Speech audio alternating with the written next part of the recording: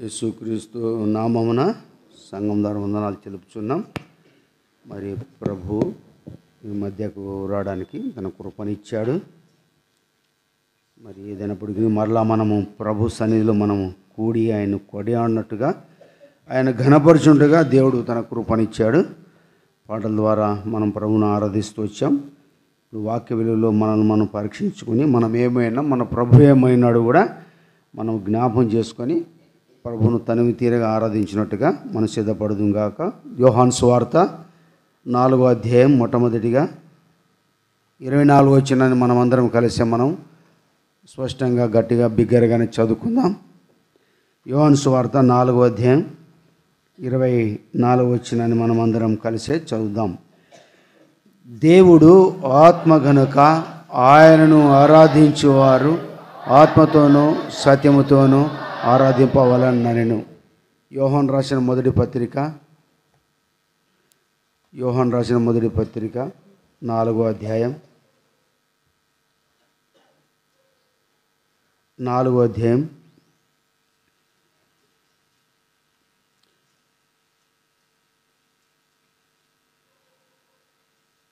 9-10 వచనాలందరూ కలిసి చదువుకుందాం.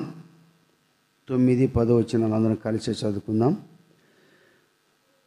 మనము ఆయన ద్వారా జీవించినట్లు దేవుడు తన అద్వితీయ కుమారుని లోకంలోనికి పంపాను. దీనివలన దేవుడు మనందు ఉంచిన ప్రేమ ప్రత్యక్షపరచబడెను. మనము దేవుని ప్రేమించితమనే కాదు, తానే మనల్ని ప్రేమించి మన పాపములకు ప్రాయశ్చిత్తమేటకు తన కుమారుని పంపెను. ఇందులో ప్రేమ ఉన్నది. దాని ద్వారా మన ప్రభువును మనం ఆరాధిస్తూ వచ్చాం. మరి అంధకారంలో ఉన్నటువంటి మనల్ని ప్రభు ఎట్లా విడిపించాడో, తన రాజ్యమునకు మనల్ని వారసులుగా ఎట్లా చేసుకున్నాడో మనకు తెలిసిన విషయమే. ఎందుకంటే రెండో పాట పాడుతూ వచ్చినప్పుడు రక్షకుడా యేసు ప్రభు స్తోత్రము దేవు అంటే ఆయన ప్రేమను గురించి మనం పాడుతూ వచ్చినప్పుడు దేవుడు అదే ప్రేమను గురించి మళ్ళీ తలంపించినాడు. మళ్ళీ రెండో పాటలో మార్పు చెందుతూ వచ్చాం. ఏమని? అంధకారంలో నేనుండగా. అంటే మనమందరం అంధకారంలో అనగా చీకట్లో ఉన్నవారము దేవుడు తన ఆశ్చర్యకరమైనటువంటి వెలుగులోనికి మనల్ని తీసుకురావడానికి కొరకై ఎంతగానో ప్రయాసపడుతూ వచ్చాడు. అయితే ఇక్కడ ఆయన ప్రేమను గురించి మనం జ్ఞాపం చేసుకుందాం. యోహాను భక్తుడు అంటున్నాడు ఇక్కడ మొదటి యోహాను పత్రిక 4వ అధ్యాయంలో మనం 9-10 వచనాలు చదువుతూ వచ్చాం. ఎందుకంటే ఇక్కడ దేవుడు తన అద్వితీయ కుమారుని లోకంలోనికి పంపాను. దీని వలన దేవుడు మన యందు ఉంచిన ప్రేమ ప్రత్యక్షపరచబడెను. అంటే దేవుని యొక్క ప్రేమ అనేది ప్రత్యక్షపరచబడెను. దేవుడు ప్రేమ అనేది ఎట్లా ప్రత్యక్షపరచుకున్నాడో మనం కొన్ని విషయాలు మనం జ్ఞాపం చేసుకుందాం. మనం కూడా ప్రేమిస్తాం. ఇతరులను ప్రేమించినప్పుడు మన ప్రేమను మనము ప్రత్యక్షపరచుకుంటాం లేదా కనపరుచుకుంటాం. లేదా భోజనం ద్వారానో, టీ ద్వారానో, లేదో కానుక ద్వారానో, లేదా ఏదో సాయం ద్వారా మనము ప్రేమిస్తున్నామని ఇతరులకు ఎదుటి వారికి అది ప్రత్యక్షపరచుకుంటాం, అంటే తెలియపరచుకుంటాం. అయితే ఆ ప్రేమ కొంతకాలమైన తర్వాత అది ఏమవుతుందంటే ద్వేషించబడేదిగా ఉంటుంది. అందుకని ఒకడు ప్రేమకి తన స్వాస్థ్యం అంతా ఇచ్చినను వాడు ఏమవుతాడంటే చివరికి ఏమవుతాడమ్మా? ఎన్నోసార్లు చెప్తూ వచ్చినాను మీకు ఈ మాట. తిరస్కార పాలవును. చదవండి అన్నమాట. పరమగీతాల్లో మీకు మళ్ళీ ఒకసారి జ్ఞాపం చేస్తే ఎప్పుడైనా మతికి పెట్టుకోండి. ఈసారి అడిగినప్పుడు కూడా మళ్ళీ చెప్పండి. పరమగీతములు చివరి అధ్యాయము 7వ వచనం చదువునేనా? మధ్య భాగంలో 7వ వచనం మధ్య భాగంలో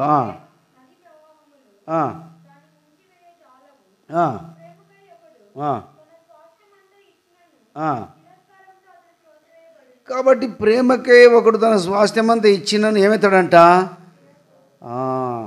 కాబట్టి మనం తిరస్కరించబడతాం కదా, విమర్శించబడతాం.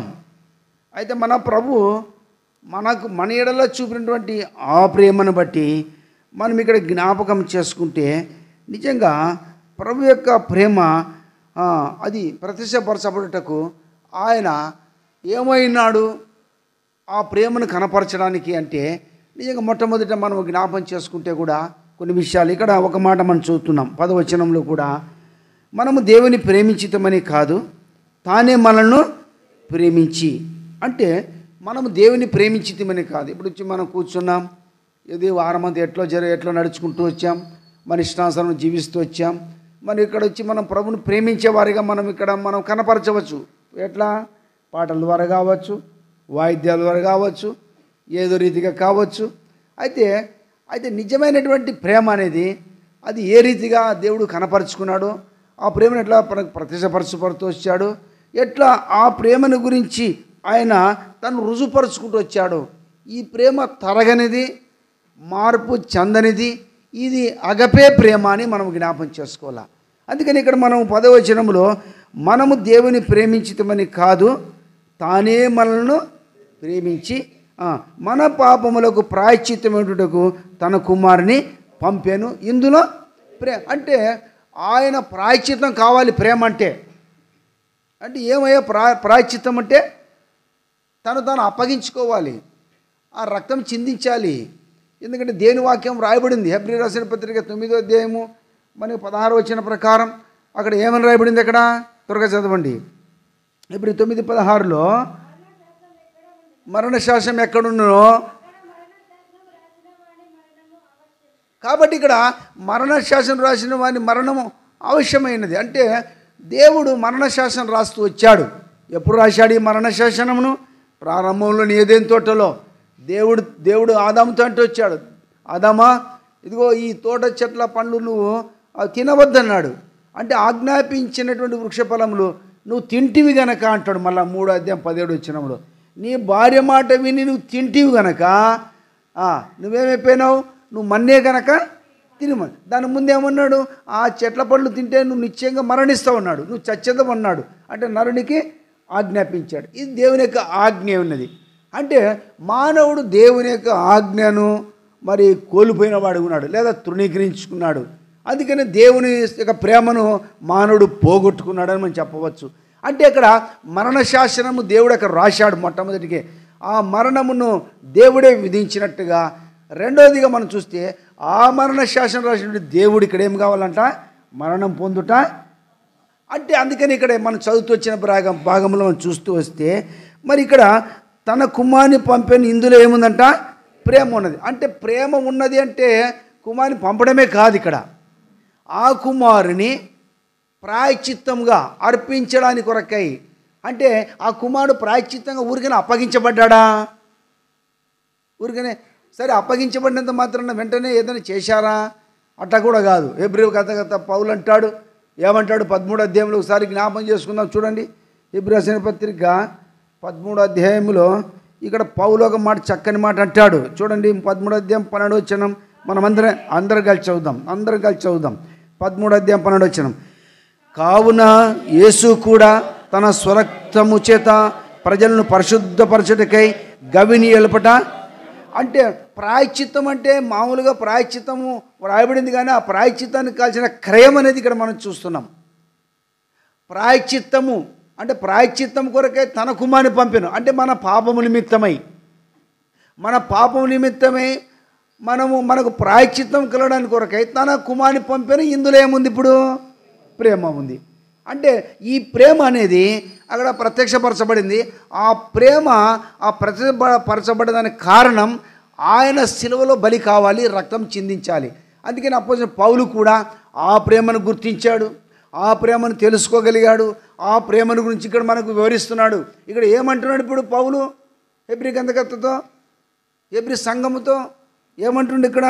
అంటే కావున యేసు కూడా తన స్వరక్తము చేత ప్రజలను, అంటే పరిశుద్ధపరచబడాలి.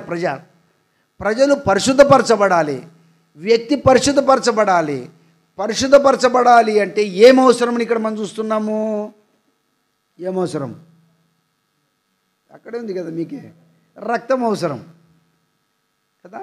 మనిషి ఒక వ్యక్తి పరిశుద్ధపరచబడాలి అంటే రక్తము. అందుకని ఇక్కడ మనం స్పష్టంగా రాయబడింది, కావున యేసు కూడా తన స్వరక్తము చేత ప్రజలను పరిశుద్ధపరచబడనట్టుగా ఏమనంట? గవని వెలుపుట. ఇక్కడ శ్రమ పొందవలసి వచ్చింది. అంతేకాకుండా అక్కడ ప్రాయశ్చిత్తం మనం చూస్తున్నాం. యోహాను భక్తుడు ప్రాయశ్చిత్తం, ఎందుకంటే మన పాపములకు ప్రాయశ్చిత్తం కలగడానికి, అంటే మన పాపములకు ప్రాయశ్చిత్తం కలగాలంటే అక్కడ ఏం చేయాలో తాను ఇక్కడ అప్పగించుకోవాలని పౌలు అంటాడు. ప్రాయశ్చిత్తం అప్పగించుకున్నప్పుడు ఆ రక్తం వలన మానవుడు ఇక్కడ ఏమవుతాడు? ఇప్పుడు పరిశుద్ధుడిగా చేపడతాడు. ఎందుకంటే మానవుడు అపవిత్రుడని దేవుని వాక్యం సెలవిస్తోంది. ఎప్పుడైతే దేవుని ప్రేమను పోగొట్టుకున్నాడో మానవుడు, దేవుని కనికరాన్ని పోగొట్టుకున్నాడో మానవుడు, దేవుని సహవాసాన్ని పోగొట్టుకున్న మానవుడు, దేవుని నుండి వేరైపోయిన తర్వాత నిజంగా దేవుడు మానవుడు దేవుని చూసేటువంటి ధన్యతను పోగొట్టుకున్నాడు. అందుకని ఇప్పుడు దేవుని యొక్క ప్రేమ మాత్రం ఏదైనా తోటలోకి వచ్చింది. ఏదైనా తోటలోకి దేవుని ప్రేమ వచ్చింది. ఎట్లా వచ్చింది? ఏ రీతిగా వచ్చింది? ఆదామా నీవు ఎక్కడ ఉన్నావు అంటే అర్థం ఏంటంటే దేవుడు వెతుకుతూ వచ్చాడు. ఎవరిని వెతికాడు? తప్పిపోయిన మానవుని వెతికాడు, తొలగిపోయిన మానవుని వెతికాడు, తాను అపవిత్రపరచుకుని మానవుని వెతుకుతూ వచ్చాడు. ఎందుకు? దేవుని యొక్క కనికరం అక్కడ కనపరచబడింది. అందుకని అక్కడ మనం చదువుతూ వచ్చాం, మనము దేవుని ప్రేమించితమని కాదు, కానీ తానే మనలను ప్రేమించి, అంటే దేవుడు మనల్ని ఇప్పుడు ప్రేమించాడు. అప్పుడు ఆదామును ప్రేమించాడు, ఆదామును వెతుకుతూ వెళ్ళాడు. ఆదాము నువ్వు ఎక్కడ ఉన్నావు అంటున్నాడు. అయినప్పటికీ కూడా ఆదాము దేవునికి భయపడ్డాడు. తోటలోని స్వరం విన్నప్పుడు ఇదిగో నేను భయపడి దాక్కున్నానన్నాడు. అంటే దేవుని ఎదురికి రాలేకపోయాడు కదా. ఇప్పుడు మన ఇంట్లో మన పిల్లలు ఉన్నారు, పిల్లలు పొరపాటు చేశారు, మనకు తెలియకుండా ఏదైనా చేస్తున్నాడు అనుకో, మనం కళ్ళట్లా చూసినామనుకో, వాడు మనం చూసి దాచిపెట్టుకుంటాడు. ఓ వ్యక్తి ఎప్పుడైనా దేవుని వాక్యం చెప్తుంటా కొంతమందికి మామూలుగా, నేను పోతుంటే వాడు నోట సిగరెట్ తాగుతున్నాడు, నేను ఇట్లా పోతుంటే చూసి కప్పకని దాచిపెట్టాడు. వాడు మనకే విశ్వాసి కాదు, ఎవరు కాదు. మళ్ళా అంటే ఒక భయం అనేది పుట్టిందనమాట. అరే అంకుల్ నాకు ఎప్పుడని చెప్తుంటాడు కదా అని. అంటే ఒక వ్యక్తి మన కుమారుడైనా కానీ తప్పు చేసినప్పటికీ చూసి మళ్ళా ఇంటికి పోవాలంటే భయపడతాడు. మా నాయన ఏమంటాడు, ఇంట్లో మా అమ్మకి ఏమని చెప్పాడు, లేదా మా అమ్మ చూసింది మా నాయనకి ఏం చెప్తాదు అని కుమారునికి ఏముంటుంది? ఇప్పుడు ఇక్కడ కుమార్తె కన్నా ఏదో తప్పు చేసే భయం ఉంటుంది. అంటే భయమును బట్టి మనం ఇంట్లోకి వెళ్ళక మునుపు రకరకాల ఆలోచన తలంపులు ఉంటాయి, ధైర్యం ఉండదు. అంటే ఇక్కడ కూడా ఆదాము చేసినటువంటి ఆ పొరపాటు, ఏమయ్యా పొరపాటు అంటే ఆజ్ఞ అతిక్రమించాడు. అందుకనే దేవుని యొక్క స్వరం విన్నాడు, దేవుని దగ్గరికి రాలేకపోయాడు. దేవుడు ప్రతి చల్లపూట దేవుడు ఆదాము హవ్వల దగ్గరికి వచ్చేవాడు. చూడు ఆ మాట కూడా మనకు అర్థమవుతుంది. ఆదికాండం అనుకుంటా 3 చల్లపూట చదువమ్మా.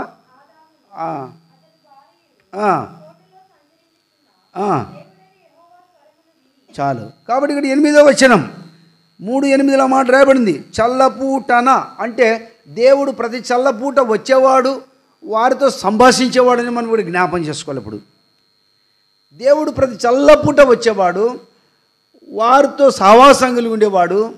మరి ఆ చల్లపూట సమయంలో వచ్చినప్పుడు మరి ఆదాము స్థితి ఏమైంది? అక్కడ ఆదాము ఏమైపోయినాడు? అక్కడ మనం ఒక గమనిస్తే ఆదాము పాపములు పడిపోయాడు. పాపం మనకు ఏంటంటే ఆజ్ఞాతిక్రమంలో పడిపోయాడు. దేవుని ఆజ్ఞను తృణీకరించిన వాడిగా అయిపోయినాడు. ఈ సృష్టి ఎంతో శాపగ్రహ స్థితిలోనికి, దిగజారి పరిస్థితిలోనికి ఆదాము పొరపాటు చేస్తూ వచ్చాడు. అందుకనే ఆదాముతో పాటు ఈ సృష్టి అంతా కూడా శపించబడుతూ వచ్చింది. పుట్టిన ప్రతి మానవుడు కూడా పాపములోని పుట్టినవాడిగా ఉన్నాడు. అందుకనే పాపం పరిపక్వమై గర్భం ధరించి మరణం కనగా అని రాయబడింది. అందుకనే పాపానికి జీతం ఇది మరణం అని మనకు తెలిసింది. అయితే తెలియనప్పుడు మనకేం తెలియదు. దేవుడి గురించి మనం తెలియనప్పుడు మనం ఎట్లుంటిమి? ఈ పాపం అంటే తెలియదు, మరణం అంటే ఏం పెద్ద ఆలోచన లేదు. అందుకని చాలామంది ఆత్మహత్య చేసి ఎందుకు చచ్చిపోతారు? ఇది నాన్న చాలామంది చచ్చిపోతున్నారు. నేను నాకు మా దగ్గర చనిపోయినాడు, గురి వేసుకుని వాళ్ళ అమ్మ చెప్పి చనిపోయినాడు. దాని ముందు వాళ్ళ నాయన ఆటడుగు చనిపోయినాడు. మళ్ళీ వాళ్ళ తమ్ముడు యాక్సిడెంటే చనిపోయినాడు. చనిపోయినాక లాస్ట్కి ఉండేది ఒకటే, వానికి పెళ్ళేది ముగ్గురు ఆడపిల్లలు, ఒక కొడుకంట. చిన్న వయసు, సర్వీసింగ్ అది పెట్టుకున్నాడు వెహికల్స్, దానికి సంబంధించి భార్య భర్త గొడవ పడినాడు. వాళ్ళ అమ్మకి చెప్పి మనం చనిపోతున్నాను అంటే చనిపోరా అనింది. నీ ఊరికి అట్లా అంటాను కదా, వాడి ఇంట్లో ఊరేసుకుని చచ్చిపోయాడు. పరిస్థితి ఏంది? వాళ్ళకి నిరీక్షణ లేదు, వాళ్ళు చనిపోవడానికి ఇష్టపడతారు, వాళ్ళు భయం లేదు, చనిపోతే ఇడికి తీరిపోయింది అని ఆశ అనుకుంటారు. కానీ మన జీవితంలో మన పరిస్థితులు కూడా మనం ఏమనుకునేవారమంటే, దేవుని నమ్మలేనప్పుడు, దేవుని తెలుసుకోలేనప్పుడు, ఆయన ప్రేమను తెలియనప్పుడు మనము కూడా మన ఇష్టానుసారం జీవించిన దేవుని తెలుసుకున్న తర్వాత మన ఇప్పుడు మరణం అంటే మనకి ఏముంది ఇప్పుడు చెప్పండి? భయం ఉంది. నేను బ్రతకాలి, ప్రభులో మరణించాలి, పరలోకాన్ని చేర్చుకోవాలి. అందుకనే దేవుడు కూడా నీవు నేనట్టి మరణంలో మరణించకుండా ఉండడానికి కొరకే, దేవుడు మనం రక్షించుకోవడానికి కొరకై, రక్షించుకోవాలంటే మనం పరిశుద్ధపరచబడానికి కొరకై ఆదాములో తొలగిపోయినటువంటి ఆ ప్రేమను బట్టి దేవుడు తిరిగి మనల్ని వెతుకుతూ వచ్చాడు. అందుకనే ఆ వెతకడం ఏంటంటే, తన కుమారుని దేవుడు ఏం చేశాడు? ఈ లోకంలోనికి పంపాను. అప్పుడు దేవుడే పరలోకం నుండి భూమి మీదకి వచ్చాడు. ఆదాము నువ్వు ఎక్కడున్నావు అనుకుంటూ వచ్చాడు, కానీ ఆదాము చెట్టు దాపు చేసుకున్నాడు, కానీ దేవుడి సన్నిధికి రాలేకపోయాడు. కారణం తనటి పాపమును బట్టి. కాబట్టి ఇప్పుడు నీవు నేను కూడా అట్టి స్థితిలో ఉంటిమి, మరణ భయం కలిగిన వారమే ఉంటిమి. అందుకని హెబ్రీ ఏమంటాడు? 2వ అధ్యాయం చదువు ఒక్క మాట త్వరగా. 2వ అధ్యాయం 14-15 కలిసి ఉంటాయి.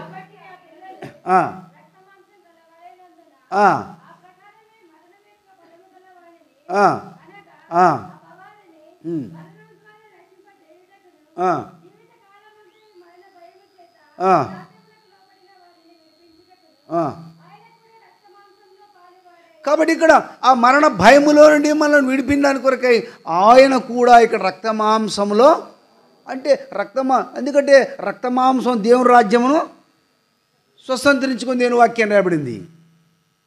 అందుకే అయితే మన ప్రభువైన యేసుక్రీస్తు వారు రక్తమాంసములు కలిగిన వాడుగా. అందుకనే రోమపత్రికలో మనం చదవచ్చు 8వ అధ్యాయం 4 వచ్చాను కూడా చూడ, ఒక్క మాట చదవండి అది కూడా.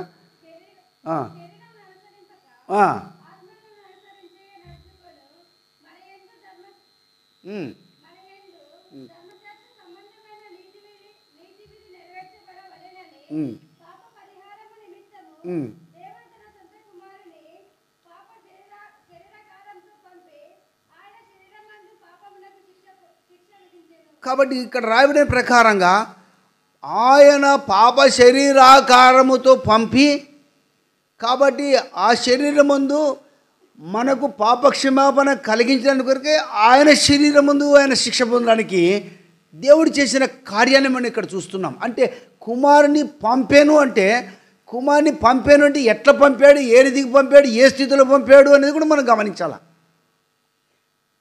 ఊరికనే మనము ఆయన గవిని వెలపడ శ్రమ పొందెను మనం పరిశుద్ధపరచడానికని మనం చదువుతూ వచ్చాము.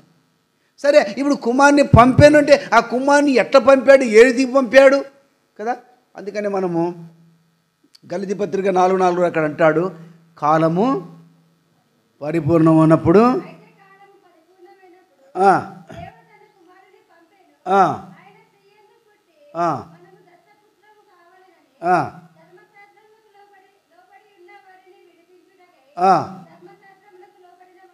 కాబట్టి ఇక్కడ కాలము పరిపూర్ణమైనప్పుడు, అందుకనే పౌలు ఒక మాట అంటాడు, ఆ అజ్ఞాన కాలంలో దేవుడు కదా, ఆ అజ్ఞాన కాలంలో మనము ఎట్లా ఉన్నామో, మన పరిస్థితి ఏంటి, మన పితరులు ఎట్లా ఉంటూ వచ్చారు. అయితే ఇప్పుడు ఆ కాలము పరిపూర్ణమైనప్పుడు దేవుడు తన కుమారుని భూమి మీదకి పంపినప్పుడు ఎట్లా పంపాడంట? స్త్రీయందు ఆయన పుట్టి, అంటే ఆయన స్త్రీయందు జన్మించాడు, ధర్మశాస్త్రమునకు విధేయత చూపాడు, ధర్మశాస్త్రం ఏదైతే చేయజాలకపోతుందో అది నెరవేర్చడానికి కొరకు ఆయన భూమిదికి ఆయన పంపబడిన వాడే. పంపబడినాడు అని మనం చూస్తూ వచ్చాం. ఇందులో ప్రేమ ఉందని చూస్తున్నాం. పంపబడినప్పుడు ఎట్లా పంపబడ్డాడు, ఏ రీతి పంపబడ్డాడు, పంపబడినటువంటి ఉద్దేశము ఎవరి దేవుడు వాడుకున్నాడు. అందుకని అక్కడ కన్యక మరియా కదా, అందుకని స్త్రీ యందు పుట్టి. ఏం స్త్రీ అందే పుట్టి, మనమందరం స్త్రీ అందు పుట్టలేదా? నిజంగా ఆయనలో పాపము లేనివాడుగా జన్మించాడు. పరిశుద్ధాత్మ దేవుడు మరియను కమ్ముకున్న ద్వారా దేవుడే ఆమెలో గర్భం ధరించాడు. ఆయనే భూమిదికి శరీరధారిగా వచ్చాడు. ఆయనలో పాపమే లేదు. నాలో పాపం ఉందని మీలో ఎవరైనా రుజువుపరచగలరా? కాబట్టి ఇక్కడ నీవు నేను స్త్రీయందు జన్మించినప్పుడు కూడా పాప సంబంధమైనటువంటి జీవితమే కదా. ఆదాము హవ్వలు వారిరువురు దేవుని యొక్క ఆజ్ఞ అతిక్రమించిన తర్వాత వారిద్దరూ పాపములో పడిపోయారు. కాబట్టి వారి కలయిక నుండి పుట్టిన ప్రతి మానవుడు ఇప్పుడు ఎవరంట? పాపే. అందుకనే మనం పాపములో జన్మించిన వారం కాబట్టి పాపానికి జీతము మరణం. అయితే ఆయన స్త్రీయందు పుట్టాడు. దేని కొరకు పుట్టాడు? నీ పాపములు నా పాపములు విమోచించడానికి కొరకై తన ప్రేమను కనపరచడానికే భూమి మీదకి వచ్చాడు. అది ఎట్లొచ్చాడంట? పాప శరీరాకారముతో లోకంలోనికి వచ్చాడు. అంతేకాకుండా ఆయన రావడమే కాకుండా ఆయన ప్రేమను కనపరిచిన వాడిగా ఇక్కడ మనము హెబ్రీ పత్రిక 13:12 మనం చూస్తూ వచ్చాం. ఆయన నిన్ను పరిశుద్ధపరచడానికి కొరకై ఆయన ఏం చేశాడు? ఇక్కడ గవిని వెలుపట, అంటే గవిని వెలుపట శ్రమ పొందెను అంటే ప్రభువైన యేసుక్రీస్తు వారు ఆ శ్రమ ఎందుకు పొందాడు? చదువు మంది మళ్ళీ కంటిన్యూ చేయి ఫస్ట్ నుంచి 12 వచనం. కావున యేసు కూడా, కాబట్టి ఇక్కడ గమనించారు, కావున యేసు కూడా తన స్వరక్తము చేత, కాబట్టి రక్తం అనేది ఎట్లా వస్తుంది? ఇప్పుడు తన స్వరక్తము చేత, రక్తము చిందించబడకుండా పాపమునకు పరిహారం లేదు కాబట్టి రక్తము చిందించేవాడుగా, కావున యేసు కూడా తన స్వరక్తము చేత ప్రజలను పరిశుద్ధపరచవలనని గవిని వెలుపట, కాబట్టి ఇక్కడ శ్రమ, కాబట్టి నన్ను పరిశుద్ధపరచడానికి కొరకై గవిని వెలుపట. కాబట్టి ఇక్కడ మొట్టమొదటిగా మనం గమనించే విషయం ఏంటంటే ఆయన మనం పరిశుద్ధపరచడానికి ఏమవసరం? ఇక్కడ ఇప్పుడు చెప్పండి, రక్తము అవసరము. అందుకనే మత్తయి సువార్తలో 26:28 అక్కడ ప్రభు ఒక మాట చెప్తాడు. ముందుగలగనే శిష్యులతో మాట అన్నాడు. ఏమన్నాడు అక్కడ 28 ఇది నా రక్తం అన్నాడు. అనగా పాప క్షమాపణ నిమిత్తం అనేకుల గురించి చిందించబడుతున్నా, కాబట్టి ఇది నిబంధన రక్తం. ఆయన చనిపోకముందు చెప్తున్నాడు, ఆయన శిష్యులతో బయలుపరుస్తున్నాడు, ఇది నా రక్తం. అనేకుల పాప క్షమాపణ కొరకై చిందించబడుతున్న రక్తం, నిబంధన రక్తం, పరిశుద్ధపరిచే రక్తం, పాపిని నూతనపరిచే రక్తం. నిజంగా ఈ రక్తము కార్చితే తప్ప మానవుడు పరిశుద్ధుడు కాజాలడు. మానవుడు పరిశుద్ధుడు కావాలని దేవుడు ఏం చేశాడు? ఇక్కడ రక్తం కార్చవలసి వచ్చింది. ఆ రక్తం ఎఫెసీ రాసిన పత్రిక 1:7 పౌలు ఇంకో మాట అక్కడ ఉపయోగిస్తూ వచ్చాడు. ఏమన్నాడమ్మ అక్కడ? చదవమ్మది. దేవుని కృప మహదేశ్వరుని బట్టి ఆ ప్రీణియందు ఆయన రక్తం వలన మనకు విమోచనము, అనగా మన అపరాధములకు క్షమాపణ మనకు కలిగి ఉన్నది. కాబట్టి ఇక్కడ పౌలు అంటాడు ఆయన రక్తము మన అపరాధములకు ఏం కలిగిందంటే ఇక్కడ క్షమాపణ. అంటే నిజంగా ఆయన రక్తాన్ని గురించి పౌలు ఇక్కడ రాస్తూ వచ్చిన మాటను మనం జ్ఞాపం చేసుకుంటే నిజంగా పౌలు కూడా దేవుని యొక్క ప్రేమను తెలుసుకున్న తర్వాత ఆయన చాలా స్పష్టంగా ఈ మాటలని విశదపరుస్తున్నాడు. నిజంగా ఆయన ఎట్లా దేవుని ప్రేమను గురించి వివరిస్తున్నాడంటే దేవుని యొక్క కృపమహదేశ్వరుని బట్టి అంట, దేవుని యొక్క కృపా మహదేశ్వరుని బట్టి ఆ ప్రీణియందు ఆయన రక్తం వలన మనకు విమోచనము. కాబట్టి ఇక్కడ మనకు ఆయన రక్తం వలన విమోచనము అంటే మానవుడు పరిశుద్ధపరచబడాలంటే రక్తం అవసరం. మానవుడు అపవిత్రుడిగా ఉన్నాడు. అపవిత్రుడి మానవుడు పరిశుద్ధుని దేవుని దగ్గరికి మరి చేరాలి అంటే భూమి మీదనే మానవుడు ఇక్కడ ఏం కావాలి? ఇప్పుడు ఏం కావాలా? మీకేం అర్థం కాలే, ఇంగ్లీష్లో చెప్పలేని తెలుగులో చెప్పినా మీకు కదా. ఇప్పుడు మందిరానికి వచ్చేటప్పుడు మనం మురిగుడ్డలతో వచ్చినాం, ఎట్లా వచ్చినాం? ఏమో మంచి షాంపూ స్నానం చేసుకొని రఘువేలు ఫేర్ కొట్టుకొని పౌడర్ కొట్టుకొని నీట్గా వచ్చి సెంటు కొట్టుకుంటూ ఉన్నోళ్ళు అయితే ఏమది పక్కన కూర్చుంటే ఆ గమ్మన అసలు ప్రభు కుమార్ ఏం కొట్టుకొచ్చినాం మామ అంటాడు. అంటే వాక్యం ఏమని చెప్తుంది? ప్రభు మిమ్మల్ని ప్రేమించి ప్రేమవాసన చేయడానికి కొరకు తను తాను అర్పణగాను బలిగాను. అంటే మనల్ని ఇక్కడ బాగా స్పష్టంగా చదువుతూ వచ్చాము. ఆయన రక్తం వలన మనకు విమోచనము. ఏమంటే ఆయన రక్తం వలన మనకు విమోచనం అంటే విడుదల.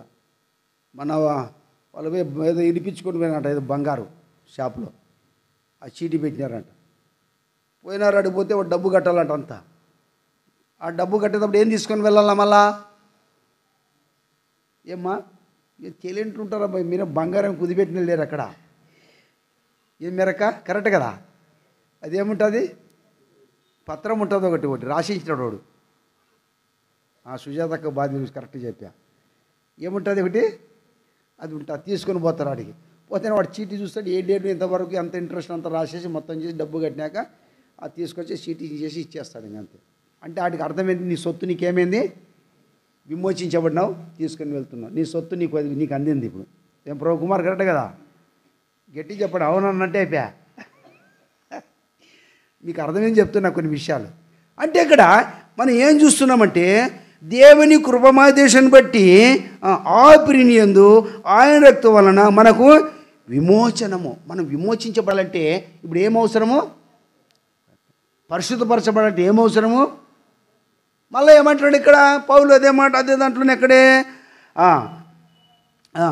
ఆ రక్తం వలన మన విమోచనము అనగా మన అపరాధములకు క్షమాపణము మనకు కలిగి ఉన్నది. అపరాధములకు కూడా ఏముంది ఇక్కడ? మనం అపరాధులమే. ఎవరిని బట్టి అపరాధులమైనాము? ఎవరిని బట్టి మనం అపరాధులమైనాము? ఎవరిని బట్టి మనం దోషులమైనాము? ఎవరిని బట్టి మనం పాపంలోకి చేపడ్డాము కదా? మన పితృడు మూల పురుషుడు ఎవరు? ఆదామును బట్టి ఇవన్నీ జరిగాయి. కాబట్టి ఇవన్నీ తిరిగి దేవుడు మరి కొట్టివేయబడి నూతనపరచడానికి, నిన్ను పరిశుద్ధపరచడానికి ఆయన శ్రమ పడవలసిన వాడే ఉన్నాడు కదా. అందుకే చాలామంది అంటారు, ఒక ఆయన అంటాడు, ఏమన్నా ఎంతమంది పిల్లలు? నాకు 6 మంది పిల్లలు. ఏం మగ పిల్లడు అంటే ఏడన్నా మగ పిల్లడు ఆస్తి సంపాదాలు, ఇల్లు కట్టి అన్ని జిల్లా కూడా కుట్టకపోతే వాడు కొడతాడు తిడతాడు అంటాడు. ఆడపిల్ల పుడితే ఇంటికి ఇస్తే పోతుంది అంటున్నారు. అంటే అర్థం ఏంటంటే కుమారుని విమోచించడానికి కొరకు తండ్రి ఇక్కడ ఏం చేశాడు? ఇక్కడ ఏం చేశాడు? తన తన తన యొక్క స్వరక్తాన్ని చిందిస్తున్నాడు ఇక్కడ. అంటే తన ఒక కుమారుని అనగా తన కుమారుని విమోచించడానికి కొరకు. నీవు నేను కుమారుడివే, నీ వరకు నీవే, నా వరకు నేనే ఇక్కడ జ్ఞాపం చేసుకోవాలి. ఇప్పుడు దేవుడు విమోచించడానికి ఇక్కడ ఏం చేశాడు? ఇక్కడ మన అపరాధములకు క్షమాపణ ఏం చేశాడు? ఇక్కడ తన రక్తం చిందించాడు, తను అప్పగించాడు. అంటే ఆ తండ్రి యొక్క ప్రేమను గురించి మనం ఇక్కడ చూస్తే అపరాధములను ఇక్కడ క్షమాపణ మనకు కలిగి ఉన్నది. అంటే తప్పు చేసింది మనం, పాపం చేసింది మనం, తిరుగుబాటు చేసింది మనం, దేవునికి వ్యతిరేకంగా జీవించింది మనమే. నీ వరకు నీవే, నా వరకు నేనే. అయితే మనము దోషులం. ఇక్కడ మనం ఎవరంట? దోషులం. అయితే ఇక్కడ ఆ అపరాధములకు క్షమాపణ కలిగించినటువంటి దేవుడు, క్షమాపణ కలిగించి దేవునితో మనల్ని ఏం చేయాలంటే ఇప్పుడు ఐక్యతపరచబడాలి, సన్నిధి చేయబడాలి. అందుకని ఇక్కడ తండ్రికి అభిష్టమైందంట. కొలస్సీ రాసిన పత్రిక 1వ అధ్యాయంలో 14వ ఒకసారి జ్ఞాపం చేసుకుని చూడండి. కొలస్సీ రాసిన పత్రిక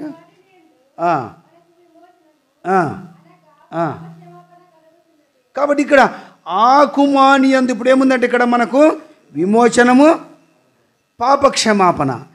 ఇక్కడ మనం ఇక్కడ కూడా మనం అదే మాట రాయబడుతూ వచ్చి ఆ ప్రియుని యందు ఆయన రక్తంలో మనకి విమోచనము అనగా మన అపరాధములకు మన అపరాధములు క్షమాపణ. ఇక్కడ మన పాపములకు అంటే అపరాధములు పాపములు అంటే చేసిన తప్పు మీద తప్పు, తిరుగుబాటు మీద తిరుగుబాటు, లోబడినత్వము మనం ఇవన్నీ చూస్తున్నాం. అయితే ఇక్కడ 20 చెల్లోకి స్థలకే కొలస్సీ రాసిన పత్రిక 19:20 ఆయన యందు సర్వసంపూర్ణ నివసింపవలెనని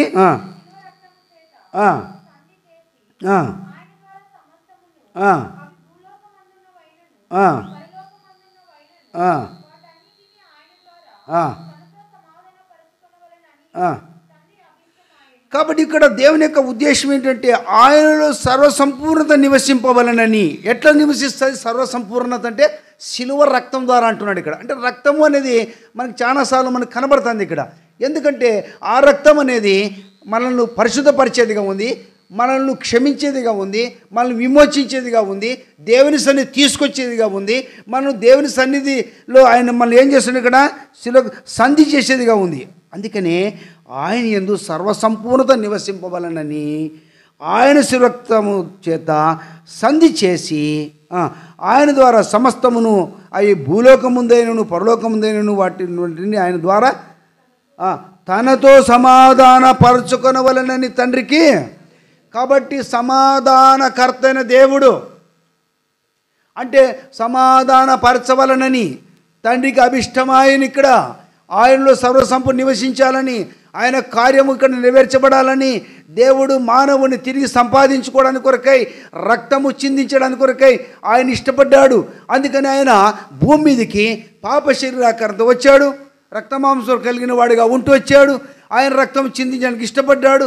ఆ రక్తం చిందించబడు మునుపు పౌలు ఏమంటున్నాడు, ఆయన నేను నన్ను పరిశుద్ధపరచబడడానికి కొరకై గవిని వెలుపట శ్రమ పొందాను కదా. ఆయన సిలువకి వెళ్ళక మునుపు గెచ్చేమైనటువంటి స్థలములో ఆయన ఉత్సవ బలి పశువుగా తను తాను వేదన పడుతూ వచ్చాడు. తన యొక్క చెమట రక్త బిందువులో మార్చబడుతూ వచ్చింది. అది ఎవరికి బాధ్యత లేదు, ఎవరికి భారము లేదు. ప్రభు ఒక్కడే ఆ గెచ్చేమనే తోటలో ఆయన ఏం చేస్తున్నాడు, ఇక్కడ ప్రార్థనలో పోరాడేవాడిగా ఉన్నాడు. ఎందుకు పోరాడుతున్నాడు ప్రార్థనలో? సిలువను జయించాలి, సిలువను సహించాలి, ఆ శక్తి నాకు అవసరము. అందుకనే ప్రార్థన ఇప్పుడు ఎవరికి అవసరం? ఇక్కడ ప్రభువైన యేసుక్రీస్తు వారికి అవసరం. అందుకనే ఆయన శ్రమ పడక మునుపు ఆయన పడుతున్న శ్రమ గెచ్చేమనేటువంటి స్థలములో, ముళ్ళ పొదలతో కూడిన స్థలములో మోకాలుండి ప్రార్థన చేస్తున్నప్పుడు చెమట ఏమైందంట, రక్త బిందువులు మార్చబడుతూ వచ్చింది.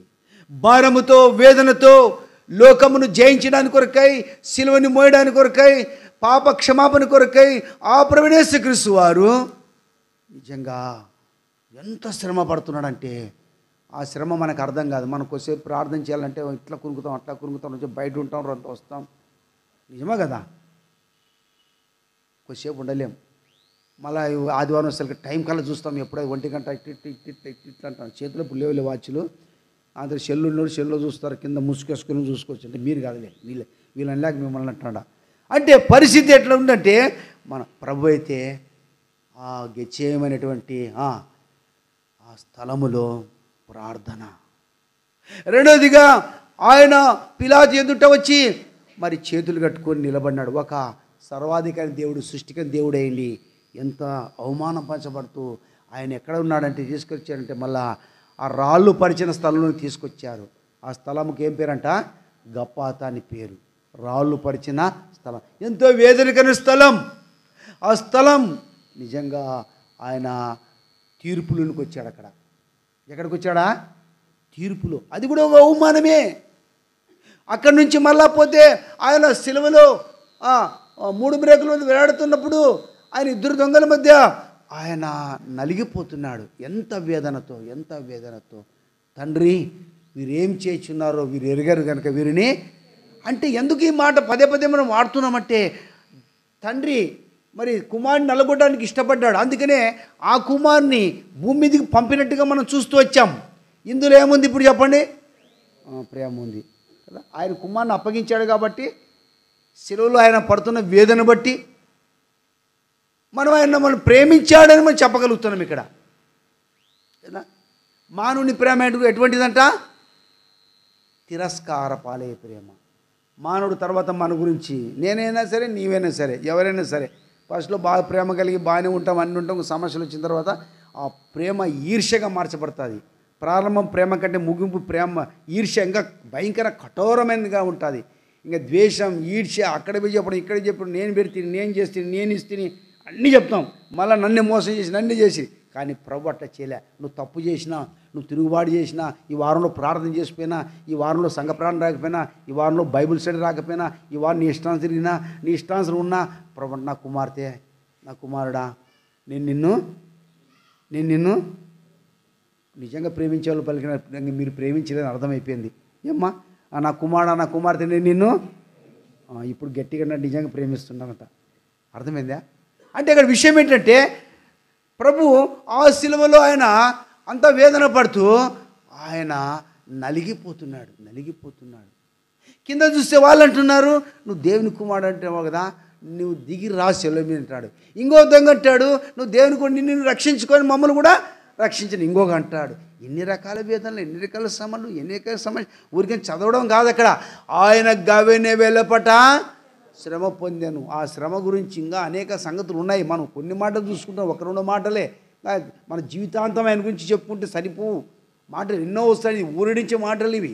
కానీ ఉదయకాల సమయంలో ఆయన మన కొరకు గవిని వెలువ శ్రమ పడ్డాడంటే నేను నన్ను పరిశుద్ధపరచడానికి కొరకై, నేను నన్ను నూతన పరచడానికి కొరకై, నేను తన పిల్లలుగా ఉండడానికి కొరకై, అందులో ప్రేమ ఎట్టిదో తెలియపరచడానికి కొరకై, మరణ భయములో ఉన్న మనము, పాపం దాసత్వంలో ఉన్న మనలను దేవుడు వాటిని తప్పించడానికి కొరకై ఆయన కూడా ఇప్పుడు రక్తమాంసంలో పాలివాడగా చేయబడుతూ వచ్చాడు. ఆ రక్తమాంసంలో పాలివాడగా చేయబడినప్పుడు ఆయన ఏ రీతికి వచ్చాడంట? సిరియందు పుట్టాడు, పాప శరీరాన్ని ధరించుకున్నాడు. గవిని వెలుపడ నీ కొరకు నా కొరకై శ్రమ పొందాడు, రక్తం చిందించాడు. ఆయన ప్రేమ ఎటువంటిదో తెలుసా? ఊరికైనా మనం వచ్చి కూర్చొని ఎవరైనా చెప్తే రెండు మాటలు చేసుకొని మళ్ళీ బైబిల్ తెలుసుకొని మళ్ళీ పోయి మళ్ళీ యథాప్రకారం జీవించి మళ్ళీ ఆదివారం వస్తేనే మళ్ళీ ఏం చేస్తారు? రక్షకుడా యేసు ప్రభు స్తోత్రము దేవా, మళ్ళీ తర్వాత స్వచ్ఛమైన నిత్య ప్రేమ. అబ్బాబ్బా, ప్రభు ప్రేమ ఎప్పుడు ప్రేమిస్తున్నాడు, మనమే ప్రేమించడం లేదు. ఇప్పుడు అర్థమైందా? కాబట్టి ఈ ఉదయకాలం జ్ఞాపం చేసుకొని ప్రభు ప్రేమను మళ్ళా జ్ఞాపం చేసుకుందాం. ఆయన ఏమైనాడు, ఆయన నీ కొరకే నా కొరకే ఏం చేశాడు. ఆదాంలో మనం అంతా తప్పిపోయిన వారం, మనం దోషులమే, మనం పాపులమే. అంతేకాదు మనకు విమోచన లేదు, మనము మరణించిన తీర్పులను వెళ్ళవలసిన వారము. అటువంటి మనం అంధకార పాప దాసున్న దేవుడు మనల్ని విమోచించడానికి కొరకై ఆయన కూడా రక్తమాంసంలో పాలివాడగా చేయబడి ఆయన ఎందుకు సర్వసంపూర్ణత నివసింపాలని సంధి చేసుకున్నాడు శిలువ రక్తం ద్వారా. ఇప్పుడు ఆ రక్తము గవిని వెలుపుట శిబిరం వెలుపుట ఆయన ఏం చేశాడు? ఇక్కడ చిందించాడు, రక్తం చిందించాడు. ఆ రక్తము నన్ను ఇప్పుడు ఏం చేసింది? ఇక్కడ పరిశుద్ధపరిచింది, నూతనపరిచింది. నేను ఇప్పుడు ఎవరు? ఇక్కడ పరిశుద్ధులమే. ఎప్పటి వరకు పరిశుద్ధులమో ఎన్నటెన్నటికి మనం పరిశుద్ధులమే కదా, ఎన్నటెన్నటికి మనం పరిశుద్ధులమే. ఎట్లా దేవుడు మనల్ని తప్పించి తన శిలువ చెంత మనం తీసుకుని వచ్చాడు, ఎట్లా మనల్ని తన రక్తం చేత మనల్ని పరిశుద్ధులుగా చేశాడు, ఎట్లా తన కుమారుగా చేశాడు.